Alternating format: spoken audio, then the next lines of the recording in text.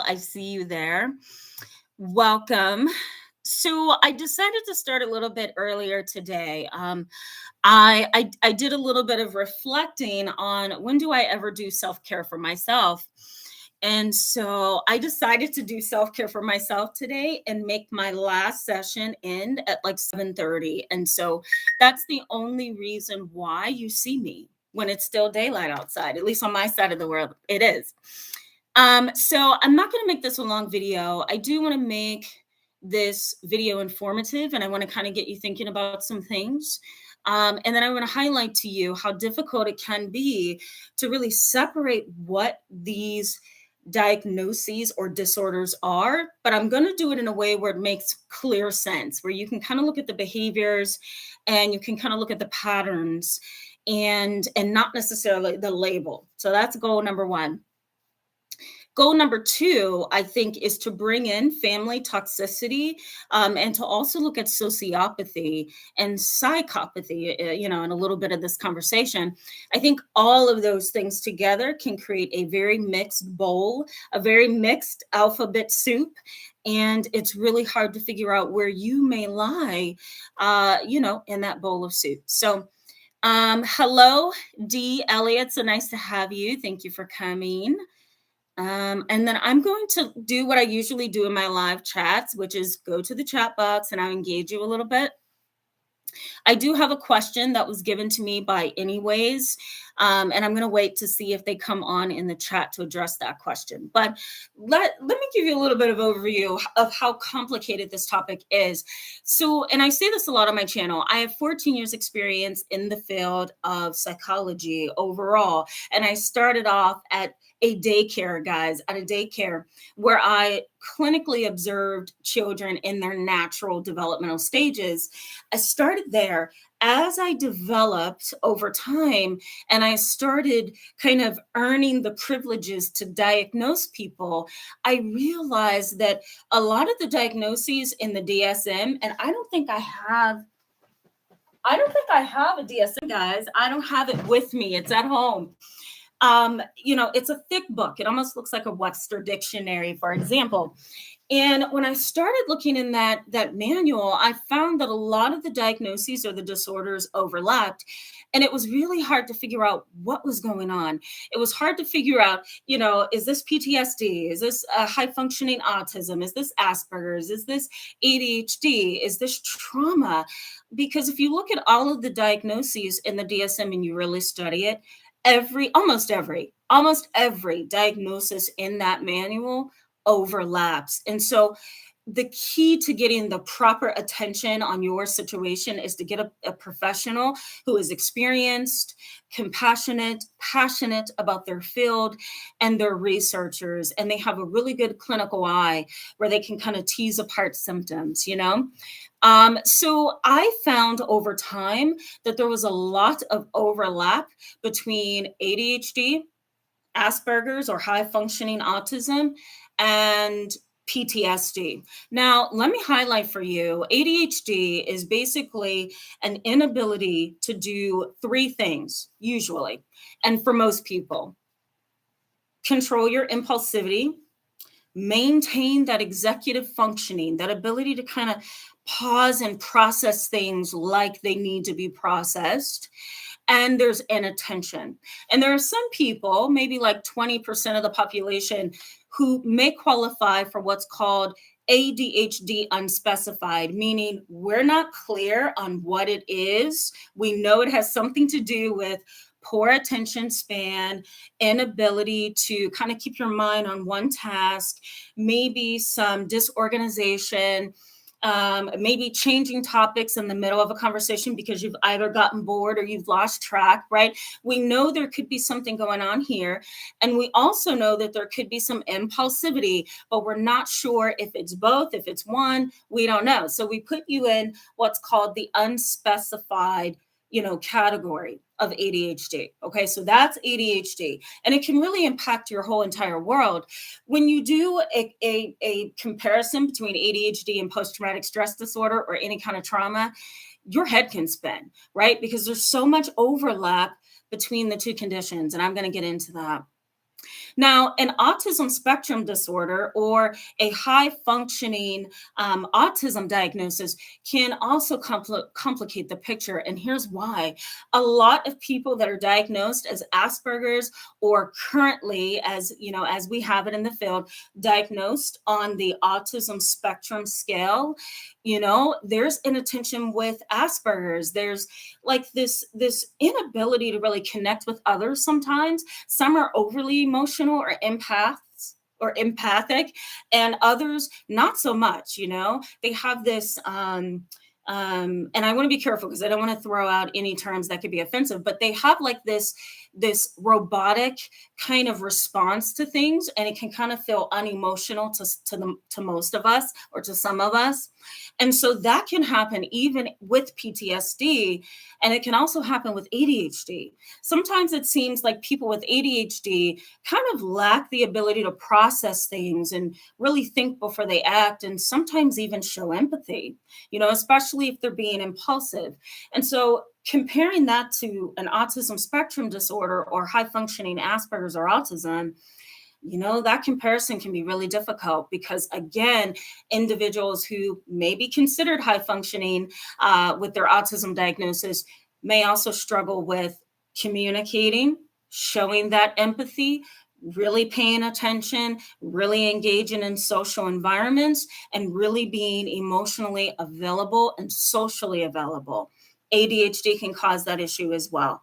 Now, if we move over briefly to post-traumatic stress disorder, we're also talking about an inability to pay attention, disorganization, executive functioning goes down. So you don't have the ability to kind of pause and process and rationalize and intellectualize because the stress response gets in the middle of everything, right?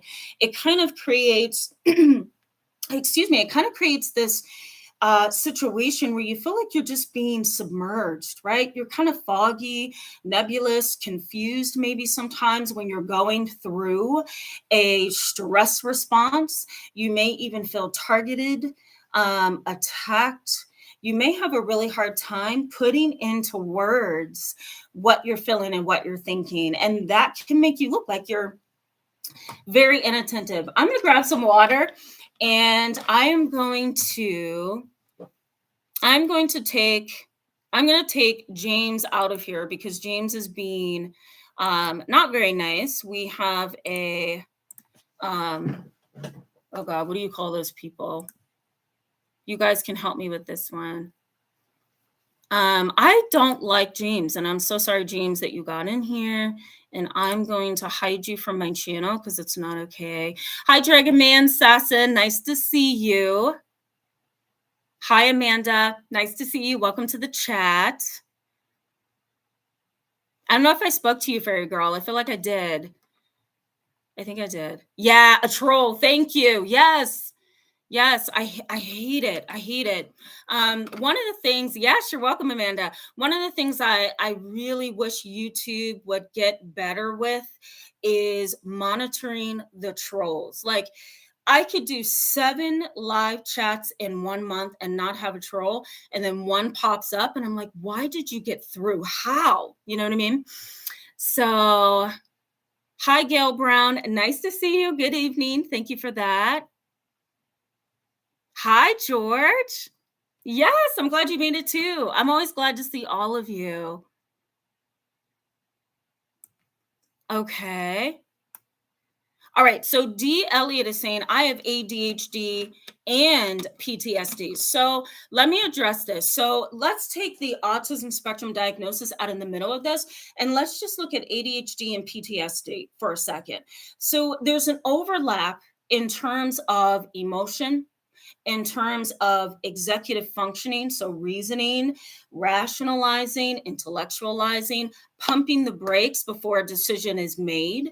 That's executive functioning, being able to think at a higher level, right? Not reacting emotionally, but being able to process. There's that cognitive processing that goes on that I always talk about on this channel. When you have post-traumatic stress disorder, we're talking about a loss of ability to engage in higher order reasoning or intellectualizing or rationalizing or processing of your cognitions or your thoughts.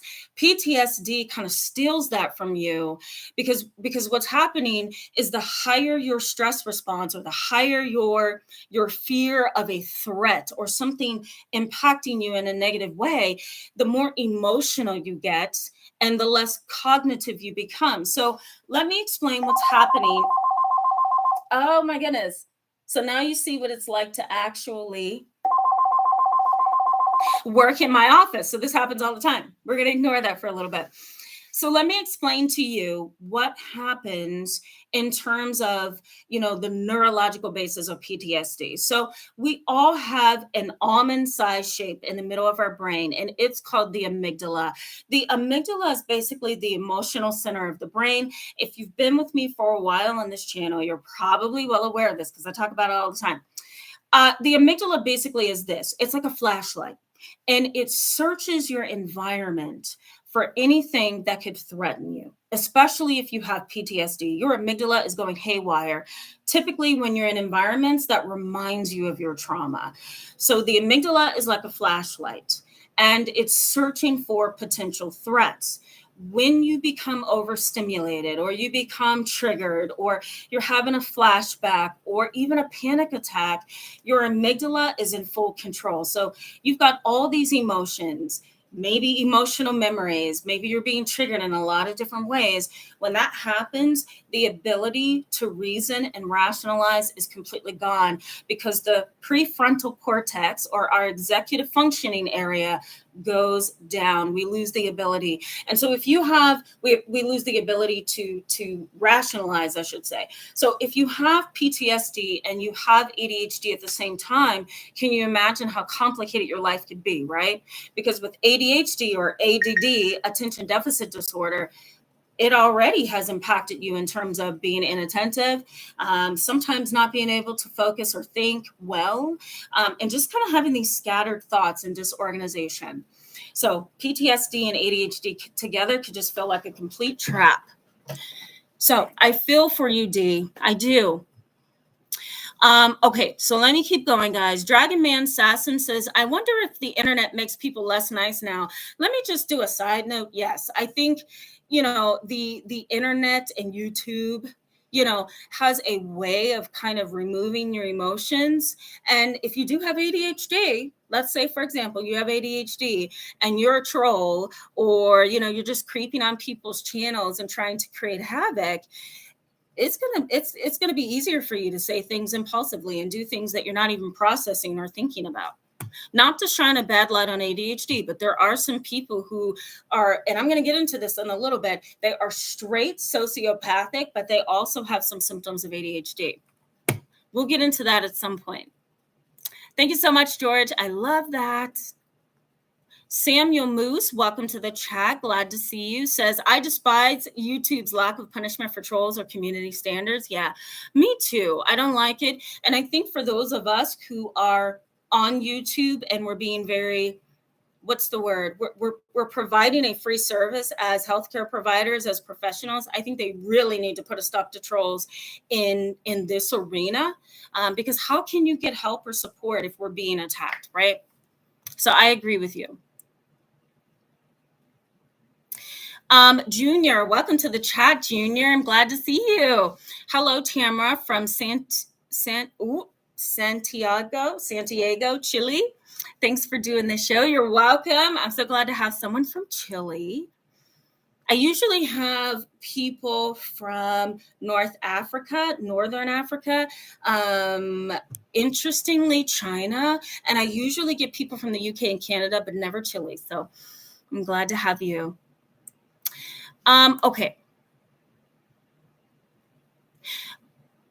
I just want to make sure I'm not losing track of the conversation. So Samuel says PTSD with more trauma can lead to more problems like OCD, obsessive compulsive disorder. So there's also, and I'm glad you mentioned that, Samuel, because there's also a relationship between OCD, obsessive compulsive disorder, and trauma. Sometimes trauma triggers the OCD. And mainly that's because of certain brain pathways. The amygdala gets involved, which is that emotional center, that flashlight that kind of looks around trying to find threats in the environment. So OCD having similar brain pathways or neurological pathways to PTSD, to the amygdala, the limbic system, that's another emotional center, memories, the hippocampus, we have the hypothalamus and the thalamus. I'm going to post some stuff in the description box for you so you can know what I'm talking about. And I'm going to also post some of my previous videos so you can go back and learn about those areas. But all of those areas in the brain are highly impacted by OCD and PTSD. And of course, ADHD and PTSD do affect what's called the prefrontal cortex, the frontal lobes. And that's where we have all of our executive functioning and our decision making and things like that, our impulse control, all of that. So I'm glad you brought that up, Samuel. Thank you. Katie, nice to see you. Or Kate, I should say. Kate Dowie, nice to have you. She says, I have CPTSD and have been in therapy for it for years. And for a while there, I wondered if I was on the spectrum or had ADHD due to so many commonalities, sensory overload, etc., lots of other things. Yeah, so let me address this as well. There is a possibility that you could already be on the spectrum, that maybe you were on the spectrum from birth or from being between the ages of 2 and 5, and it never became an issue because somehow you learned how to engage in your environment. Also, an autism spectrum disorder is really different looking sometimes in girls than it is in boys. And so that can make things a little complicated. So you could have already had some symptoms along your development, and whatever the traumatic experience was just kind of added on top of that diagnosis of autism or Asperger's, right? Or what's more correct, since the DSM has been updated, is autism spectrum disorder. So it's a possibility you could have both. That's not odd. And that's why I'm doing this video, because a lot of you have asked me, is there a relationship between the two? Yes. Amanda says, I have been diagnosed with PTSD and ADHD at 35. I have started taking medication for the first time in my life, taking Strattera, and don't feel much different. So let me give you a suggestion, and I don't know if this is something, Amanda, that your doctor could do. The first thing, especially if you've been on Strattera for a long period of time, the first thing you want to ask your doctor is, are there other options for me? Can I try Concerta? Can I try Adderall? Can I even try Wellbutrin XR, extended release?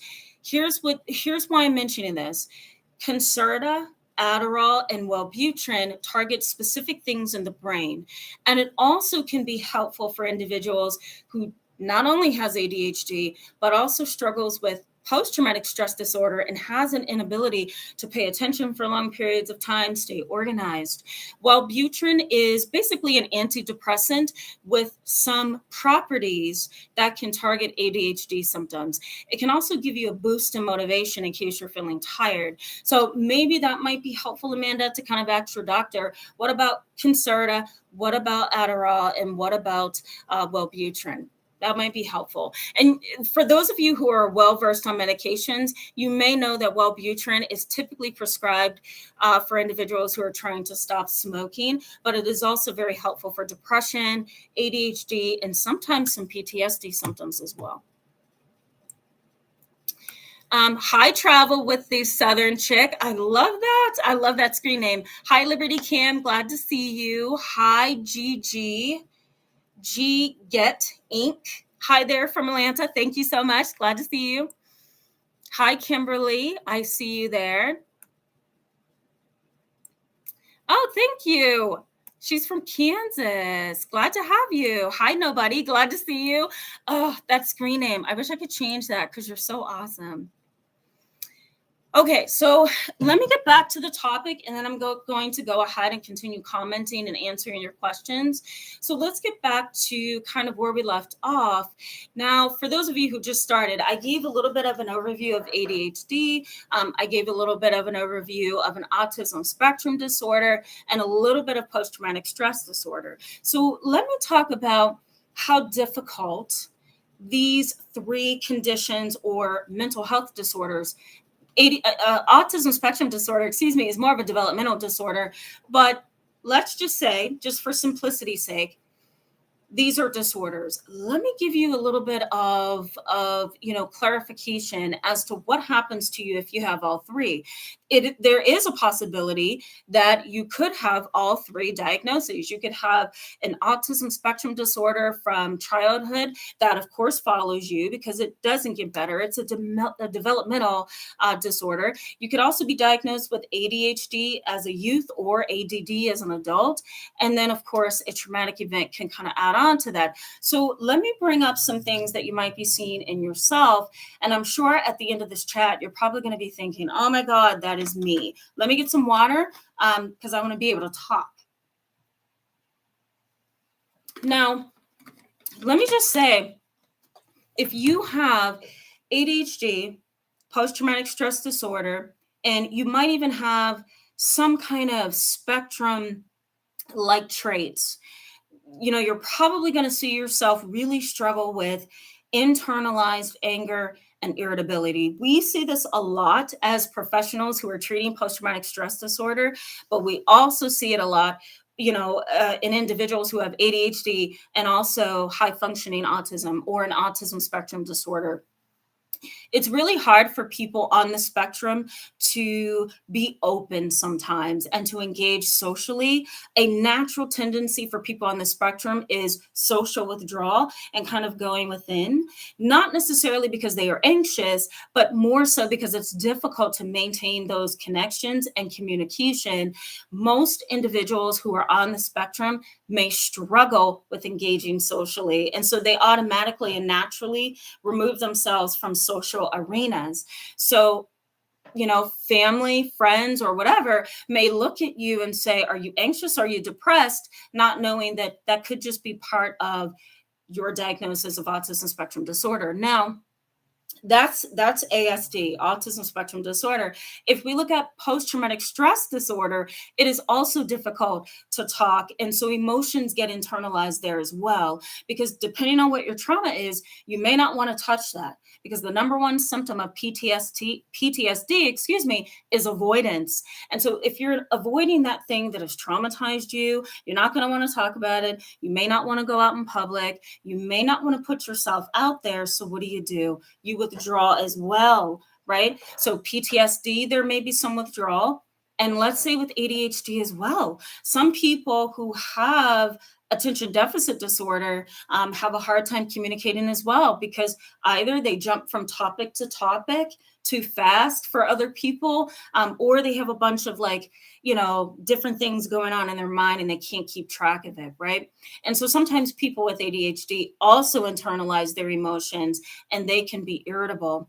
Also, too, that's important is isolation and withdrawal. Some people who have ADHD isolate and withdraw because trying to manage life can feel very uncomfortable and disorganized. So it's easier to just step out of it and say, you know what? I'm not going to that party. I'm not going to talk to A, B, and C because I'm just not going to be able to handle the anxiety and I'm not going to be able to keep track.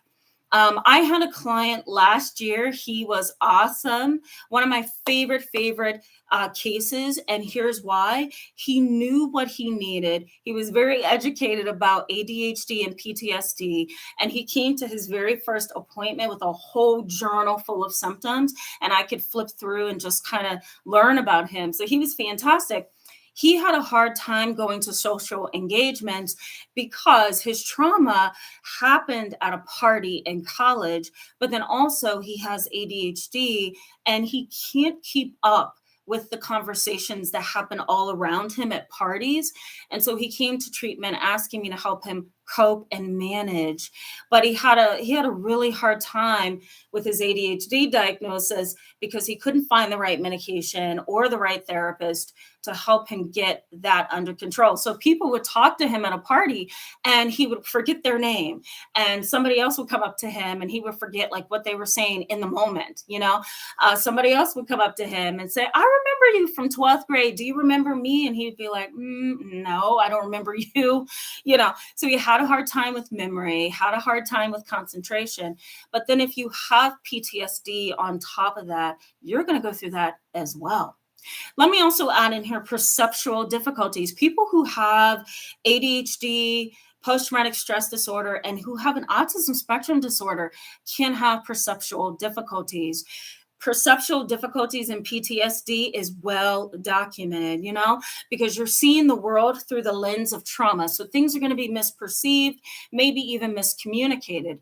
People who have an autism spectrum disorder may find it hard to outwardly communicate, openly communicate, and engage with other people because of just the criteria of an autism spectrum disorder, and that can get in the way.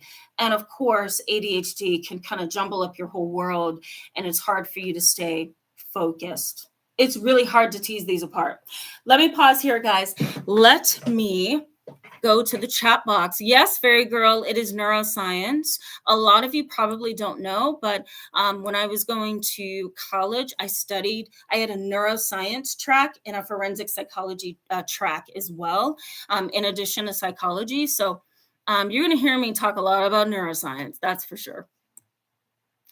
Add to cart says, or Angela W says, I am 54 and became widowed 3 years ago, plus 23 deaths following. Oh my God, I'm so sorry.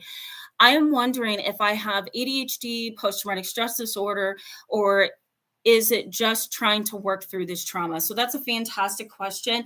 Because I'm not your therapist, I can't sit down with you and give you assessments or really have a long conversation.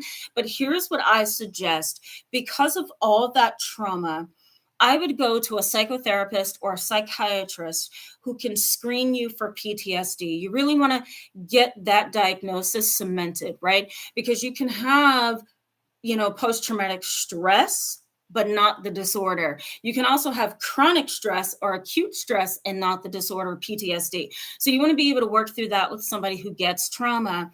The second thing that you want to do is tackle what's bothering you the most. Is it PTSD? Are you having flashbacks? Are you unable to sleep? Are you irritable? Are you depressed? Are you anxious? If so, you want to deal with PTSD first and then go over to ADHD and see if that's impacting you. Because again, there's so much overlap. You can't necessarily work on both at the same time. So you want to get a good diagnosis, zone in on what's bothering you the most, and then hopefully that same provider can work on ADHD as well.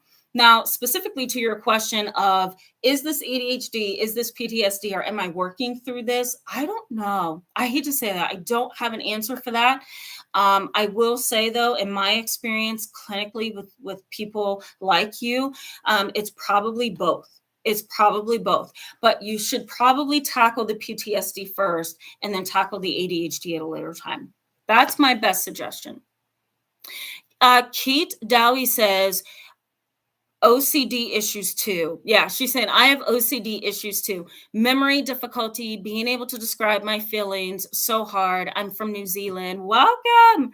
I'm so glad to see you from New Zealand. That never happens on my channel, so I'm so glad to see you.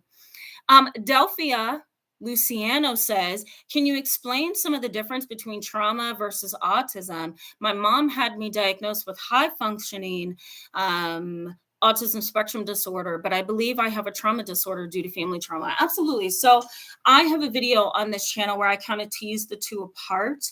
I think one of the things I'm going to highlight for you with an autism spectrum diagnosis is that once you deal with the post-traumatic stress, your personality remains the same. So an inflexible, way that you engage in life, or some kind of, form of rigidity, that's a part of an autism spectrum disorder, really being inflexible. Communication may be really difficult. You're not socially anxious. You just don't desire necessarily that social connection. There may also be kind of an inability to sense what's going on in a room. So you may have an inability to have a filter, right? I have a lot of people like that who are on the spectrum. And your personality, again, remains the same. It's consistent despite the PTSD or the trauma. So for me, those are the main differences to kind of tease apart an autism spectrum disorder and PTSD. Let me give you an example briefly. If someone comes into my office and they say, "Hey, Tamara, do I have PTSD or is it an autism spectrum disorder?" I really do need a little bit of time to clinically observe and assess with my own eyes and using my own clinical background, because here's what I'm looking for. I need to know what's your baseline. Who are you outside of the PTSD? And if I can figure out who you are outside of the PTSD, then I can possibly get a clarified clinical diagnosis for you. Because if you remain rigid, inflexible, you don't feel like you need social relationships, you have this almost obsessive desire to discuss your interests or to engage in your interests, then I know that that's your personality, that's your baseline. So then, okay, that may be an autism spectrum disorder, and we'll come back to that, but then I'll focus on PTSD because I know it's probably not both. You're probably on the spectrum, but you've just had some trauma as well. I hope that makes sense. And it may be helpful to get a therapist who can tease that apart for you. Travel with Southern Chick says, what is a person who doesn't want to get help with ADHD? I hope I'm perceiving that right. I think you're asking me, what is a person that doesn't want to get help for ADHD? Maybe you can clarify that for me. Travel with Southern Chick. Clarify that, and I'll answer that, or I'll comment. Hi, Auntie Lou. Good evening. Glad to see you here again. Hello, the Forex community. Welcome.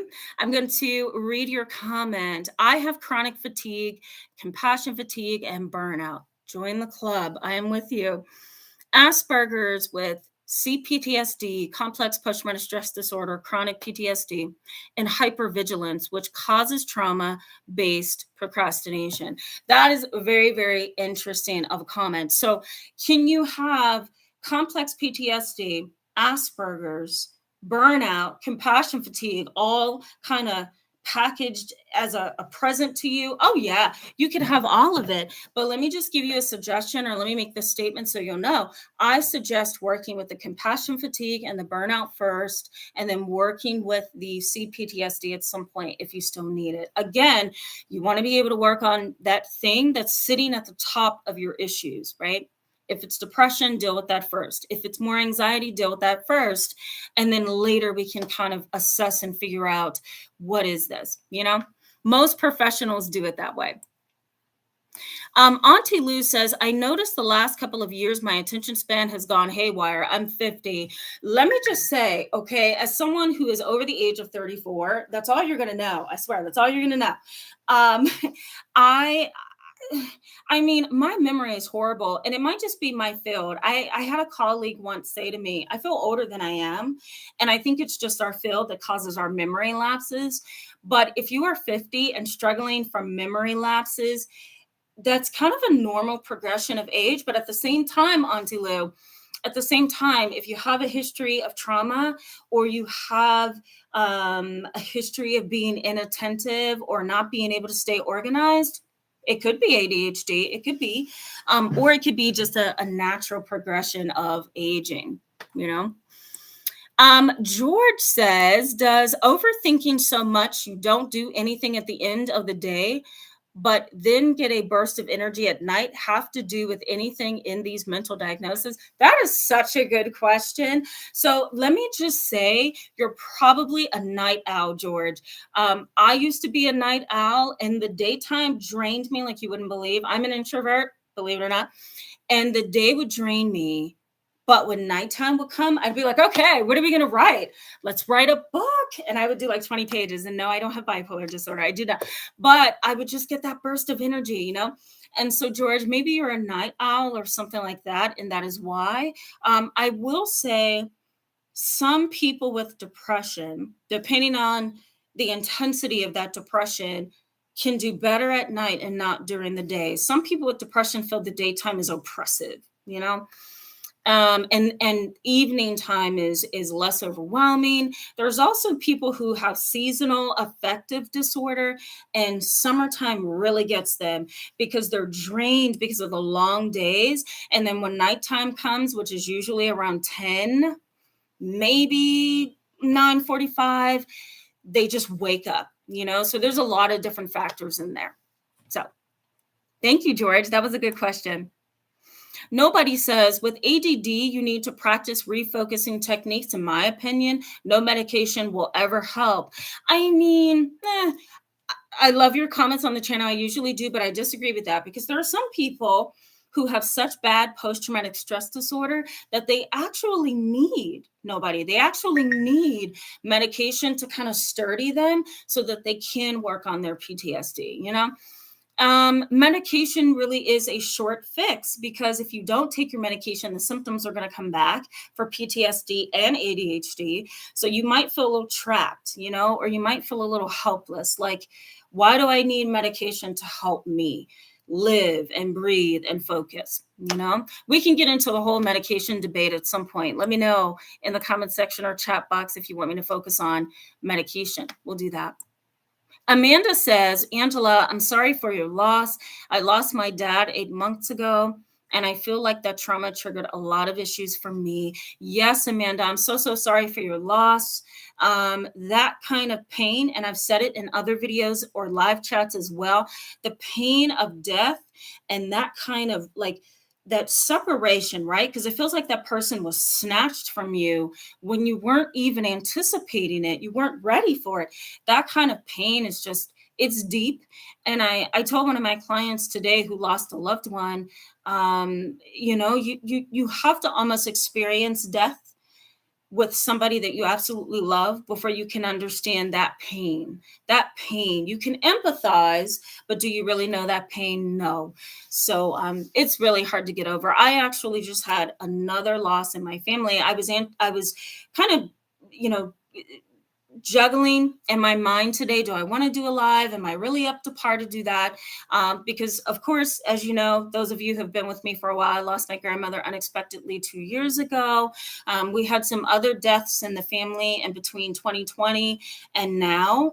And as of 2 days ago, I lost my Uncle Sam. He was one of the best people, I think, on the uncle list. I loved my Uncle Sam. And actually, the funeral is tomorrow with his daughter. So just that pain, it's just so hard to get through. So thank you, Amanda, for showing her love and compassion. Let me add in here too, that sometimes death and dying can be a trauma in and of itself, depending on what happens there. And if you have ADHD or an autism spectrum disorder as well, that's a huge kaboom as well. So, and we'll get to that. Keith says, thank you, Tamara. I have wondered that. Yeah, you're welcome. No problem. No problem at all. Okay, so add to cart says, are you born with autism or ADHD, or can it develop during the years? That's a fantastic question. I will say yes to both of those. So is there a genetic component to ADHD? Yes. Is there a genetic component to an autism spectrum disorder? Yes. It's a biological component to both of those. And PTSD is not necessarily genetic. Here's the difference. PTSD is something that is triggered when you have experienced a trauma. And can you have the genetic code to be susceptible or vulnerable to PTSD or negative events or traumas in your life? Yes. Maybe maybe your heritability is, or your genes is basically making you vulnerable, I'll put it that way, to PTSD, chronic stress, that kind of thing. That's not genetic. What would be the ADHD and the autism spectrum disorder. I hope that makes sense. And I'll put some things in the comment section, or the description box, I should say, for you, so you can learn a little bit about that. I love how you guys encourage each other. It's beautiful. Shell says, thank you for all you do. You're welcome. And thank you so much. Welcome to the chat. Glad to have you. What's up? I'm Louie. Oh, I love that. Welcome to the chat. I'm going to read your comment. I have PTSD and am on the spectrum, though I will say that Asperger's and functioning levels are both rooted in some icky stuff. So people in our community typically avoid that. Yeah, yeah. And let me just kind of piggyback off that a little bit. What's up? I'm Louie or Lewis. Louie. Nope, I had it right the first time. That I think culture and race has a lot to do with kind of helping you identify, I'll put it that way, what's Asperger's, what's an autism spectrum disorder, what's trauma, what's ADHD. Because in the African American community, in the Indian community, the Native American community, and even in the Hispanic community, it's really hard for certain members to say, you know what, I'm on the spectrum. That's like a complete no, if there's some attention problems or you're not able to pay attention for long periods of time, that also creates stress in that culture, that ethnicity, because those cultures I just mentioned do not always believe in mental health. So ADHD gets overlooked as you just need to learn how to pay attention. And autism spectrum disorder usually gets minimized to he's a little different. And post-traumatic stress disorder sometimes gets minimized as well. And the theory is something happened to you, but something bad has happened to all of us. So get over it. And that's sometimes the cultural and racial view of these three conditions or these three disorders, unfortunately.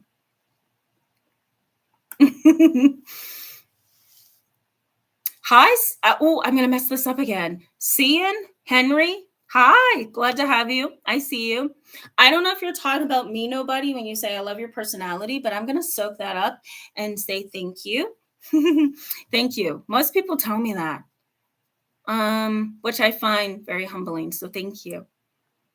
Okay, so Auntie Lou is talking to George. I love that. I love that. Okay. Let me jump back into wrapping up this content. I'll answer some more questions, comment, and then we will wrap up for the rest of the night. So we left off, I think, at perceptual difficulties when you have an autism spectrum disorder, PTSD, and ADHD. Misinformation and miscommunication, as well as misinterpretation, is something that is likely to happen in all three. Autism spectrum diagnoses kind of sometimes can dampen your ability to really tune in to people who may be emotional, really tune in to people who are really trying to connect with you.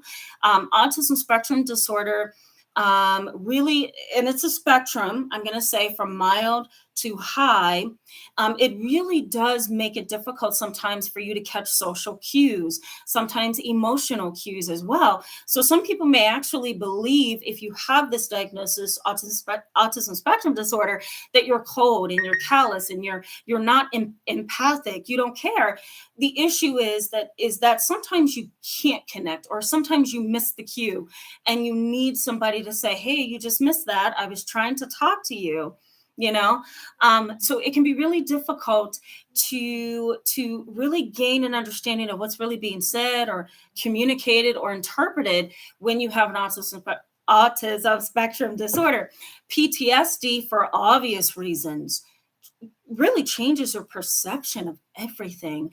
I think in the last couple of lives, I may have mentioned that PTSD kind of removes your lens that is balanced, and it kind of causes you to put on a new set of glasses, and everything that you see through those new set of glasses is traumatic, is a threat, is harmful, is not good for you. So PTSD can cause that misinterpretation and miscommunication. ADHD can certainly do that, because maybe someone talked to you about something and 2 minutes later you've completely forgotten that the whole conversation happened, right?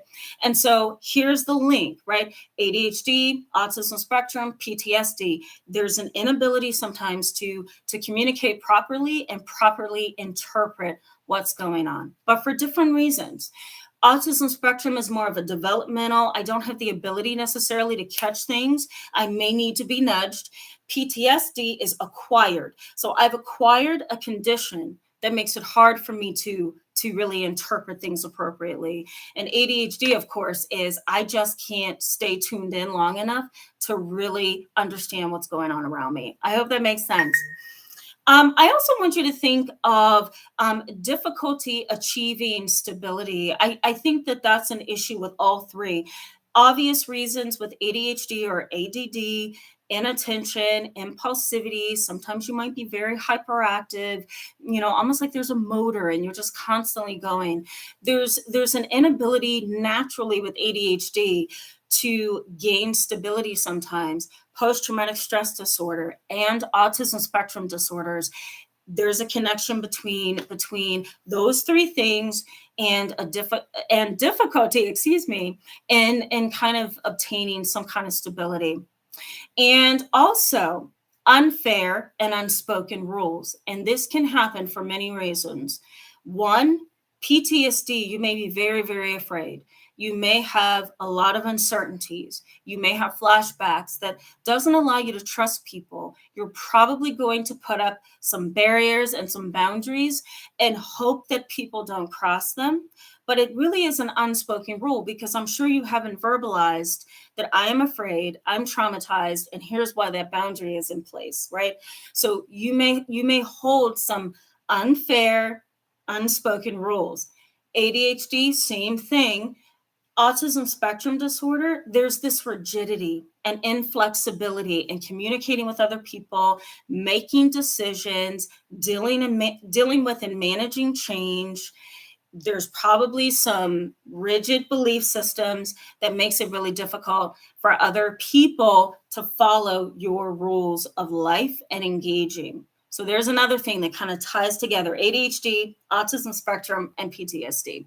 I'm going to go to the chat box and I'm going to see what you guys are saying. So Tian says, my withdrawal has reached maximum lately. I never go out, only for essentials.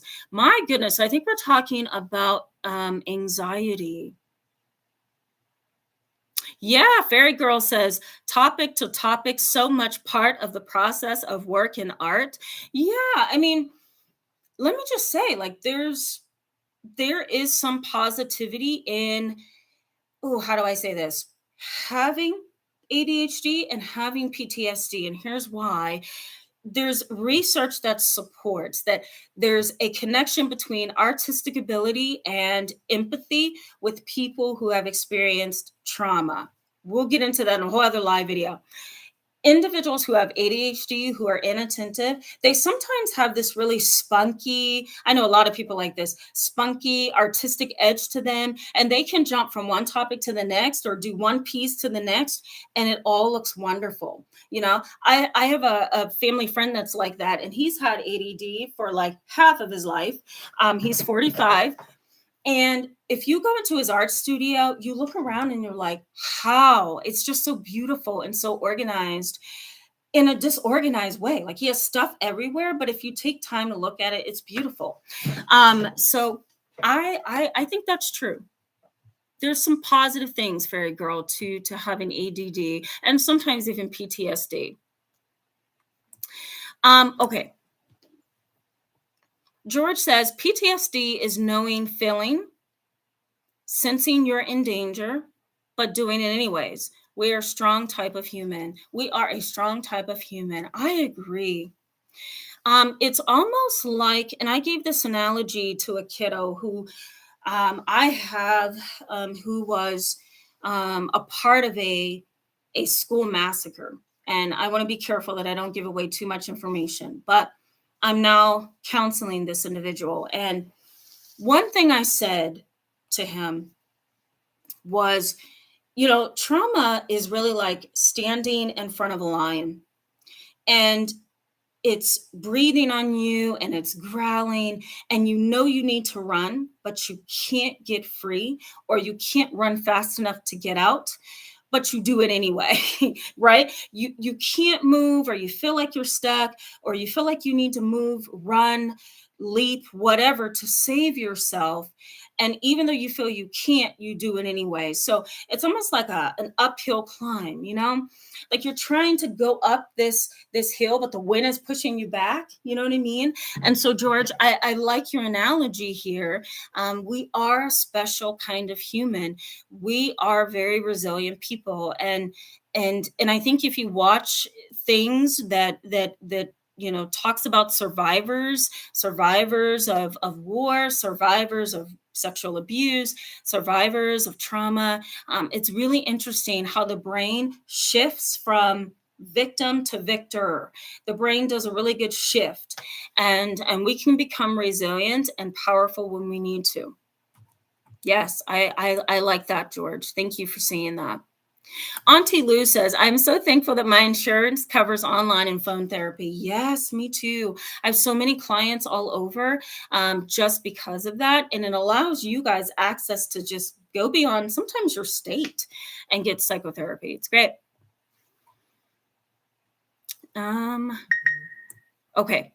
You're welcome. You're welcome. Add to cart. You're welcome. Liberty Can says, I think my brain was fried coming from a narcissistic family. I mean, let me just say, narcissistic family members tire you out. And I mean, I'm going to say this with as much grace as I can. I have some in my family, extended, and I also know some friends and coworkers I try to stay away from. They have a way of draining you. They just suck all the energy and life out of you. And if you deal with that for so many times over and over, as my channel talks about, your brain can get fried. So Liberty Can, I really don't doubt you. Auntie Lou says, painting helps my anxiety and calms me. Rediscover your hobbies. Yeah. Believe it or not, my hobby is Zumba, kickboxing, and self-defense. That's all I'm going to say. D. Elliott says, can you see clients from New Jersey? Yes. So I've been getting a lot of requests since I've been doing lives almost every week for therapy. Yes. The issue with me right now is that I am booked. I am capped at the max level of clients for the next 5 months. But there's always a cancellation. There's always someone I refer because they need more treatment. Or my interns renew their time with me and I can pass it on to like an intern or someone in training. So feel free to contact me at the information in the description box below, and I might be able to put you on the wait list. I do have a wait list. We're so bombarded as healthcare providers because of everything we've been going through in this world for the past 2 years. So we're all overwhelmed. Thank you, Dee. She says, you know your stuff. Thank you. Nabel C, welcome to the chat. Glad to see you. What are your thoughts on curing ADHD? So do I think you can cure ADHD because there's a huge genetic component? No. Can you manage it better, learn coping skills, find a good doctor to help you, go to therapy and learn new skills? Absolutely. You can also change your diet. You can change it to a plant-based diet. You can go on a gluten-free diet with the help of your healthcare provider, of course. And sometimes just changing the foods that you constantly take into your body that creates toxins and toxicity and, mental fogginess, just changing that alone can sometimes get rid of or minimize ADHD symptoms. I'll leave it there because we can go on about that for hours. Add to cart says, I do my best work at night now. Yeah, me too. Me too. Okay. Thank you, Dragon Man Sasson. He says, sorry about Uncle Sam. Thank you so much. Yes, thank you, DD.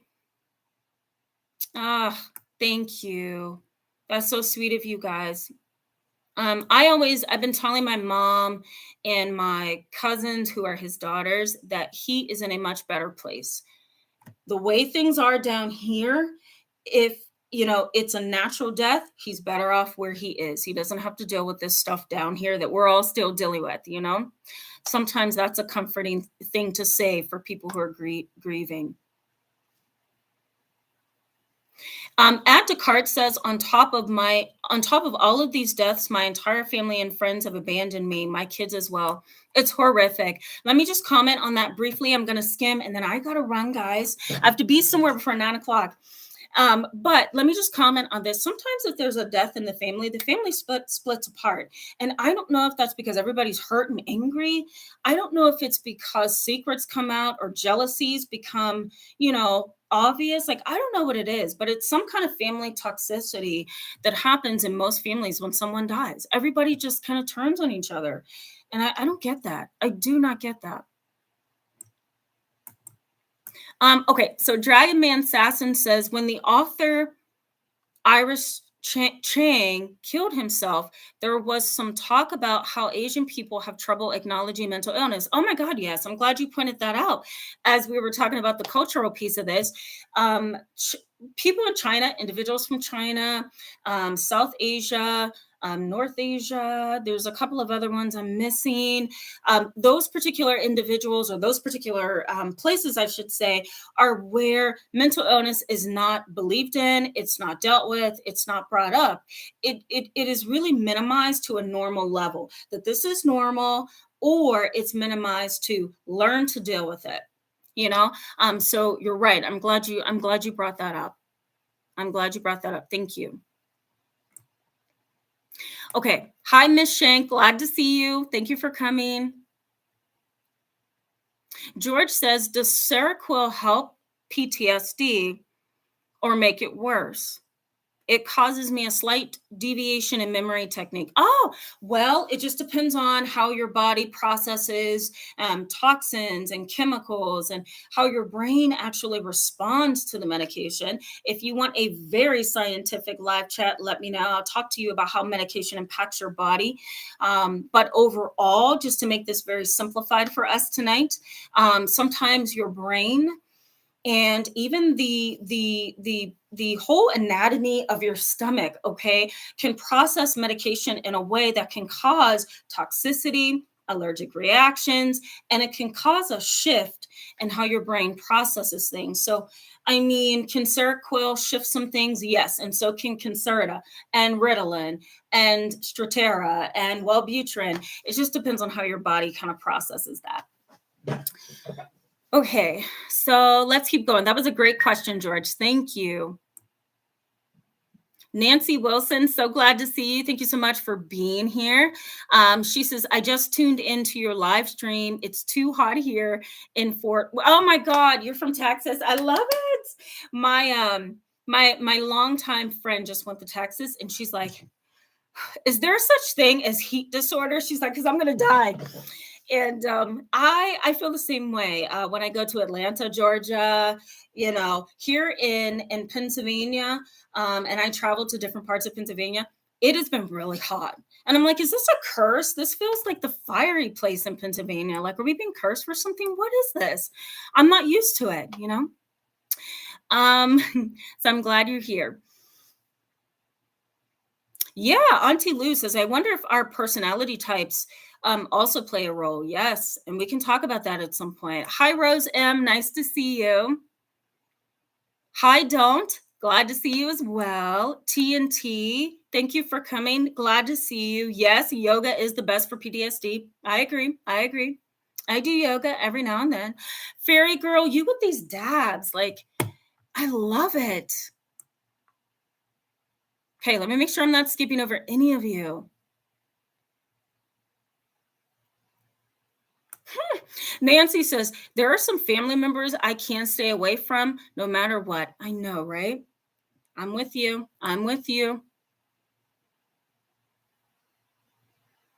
Soul Star says, how do you find a good doctor that deals with these conditions? So I'm going to give you two sources, and I have to sign off. I love you guys. I would stay here all night, but I got to go. Two sites, and this is not a promotion, but I am listed on there as well. www.psychologytoday.com. Another one, www.goodtherapy.org. All you do, go to the front page, click on find a therapist on psychologytoday.com, type in your zip code. Up will come up a bunch of therapists. You can also filter for insurance type, location, all of that good stuff. Same thing with goodtherapy.org. And let me just throw this in here as well, Therapy Den as well. So go ahead and Google Therapy Den. What you want to look for is a provider who has a lot of experience, because you can get a newbie that claims they're trauma informed and then you're not going to get what you need. So you want somebody that has a lot of experience, and then you also want to, go to therapy with them. I don't like interviewing therapists, but kind of explain your situation in a consultation and see if it feels right and go from there. Guys, I love you. Thank you so much for coming to all my chats, no matter what time it is. Thank you so much for your continual support of this channel. I wouldn't be able to do any of this without you. I would, but I wouldn't have the energy that you bring to this community and environment. So thank you so much. I'm going to skim to the very bottom. You're welcome, George. You are welcome. Thank you so much for the hearts and the love. Good night, Auntie Lou. Thank you so much. Padme P, I see you. Sean, welcome. Thank you so much for the hearts. I will see you guys in the next video. You're welcome, Livia. See you guys soon. Bye-bye.